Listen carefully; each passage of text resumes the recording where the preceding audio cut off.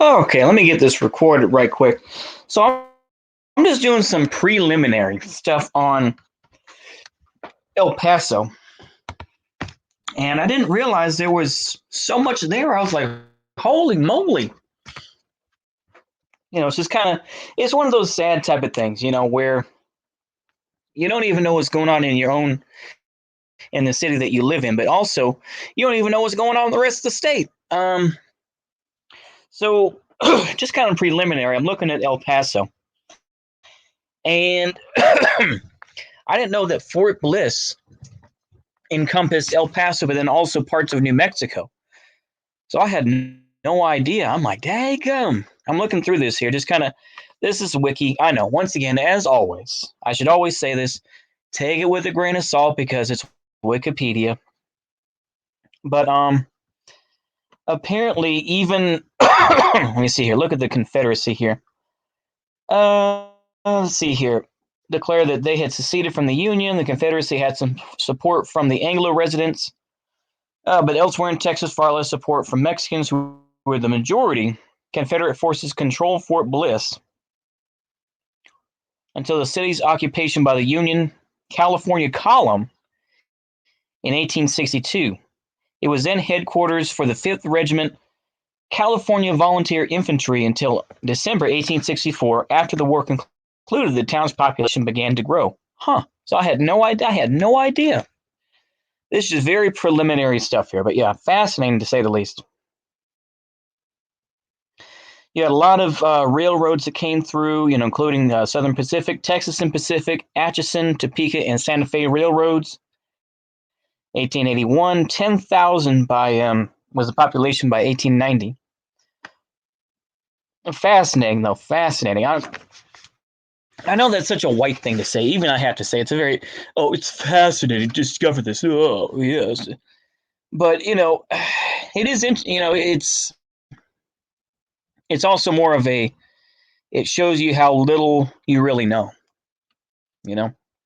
how little I know about places within the state that I've lived since I was 10. But, let's see here. City Council, the Marshall. Okay, yeah. Isleta, Texas. Asarco. Asarco, what in the world was that? Oh, it was a mining, smelting, and refinery company. Oh, it's owned by Grupo Mexico now. Okay. Boot Hill. Okay. I think I've heard of Boot Hill. I've heard something about it, but yeah. It's fascinating. It's interesting to say. I'm sorry for the fascinating. Sorry, but it is, very enlightening. I'll put it that way. I try not to repeat words. I'm sorry. I'm trying to be cognizant of that. I do realize, once again, or I listen to these, I'm like, oh my goodness, I'm just using the same things over and over, aren't I? So I try to realize it. But yeah, demand for civil rights amongst Hispanic population began. Greater changes came in the 60s and 70s. Mexican American population, LULAC, and veterans groups. Yeah. 1990, the local economy has been adversely affected by competition with low-wage labor abroad and closure of the main copper smelter. Okay. So it's a big copper area. Okay. El Paso is sensitive to changes in the Mexican economy and regulation of cross-border traffic. Mexican peso was devalued.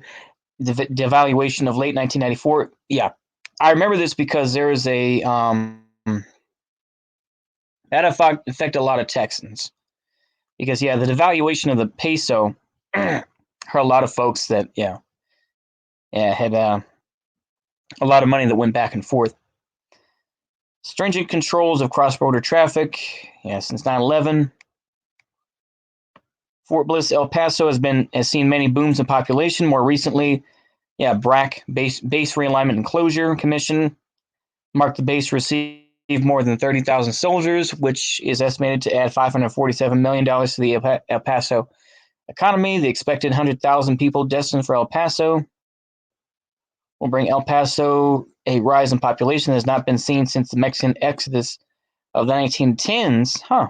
Interesting.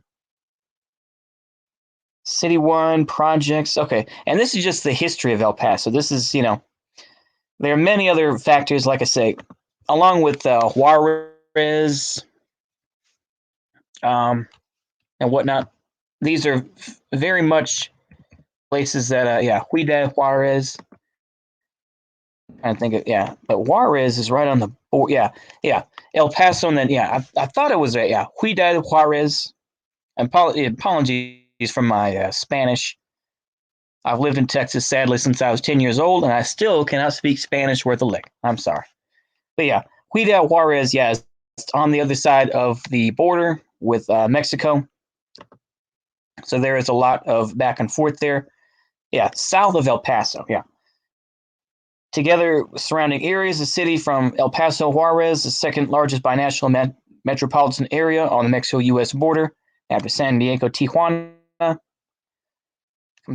Combined population of over 2.7. And don't worry, like I said, don't worry. This is just the preliminary, just showing that this is more a proof of concept. Say, I am doing a video about El Paso. I am doing some very cursory, kind of just blatant, kind of research here. Let's see here. Culture, notable natives and residents.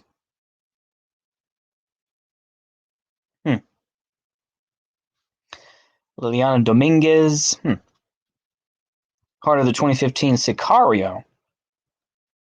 Oh, okay. One of those films. Okay. Bob Dylan song.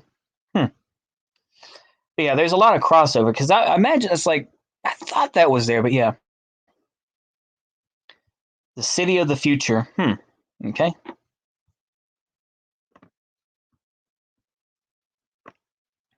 Sorry for the dead air there, but Okay.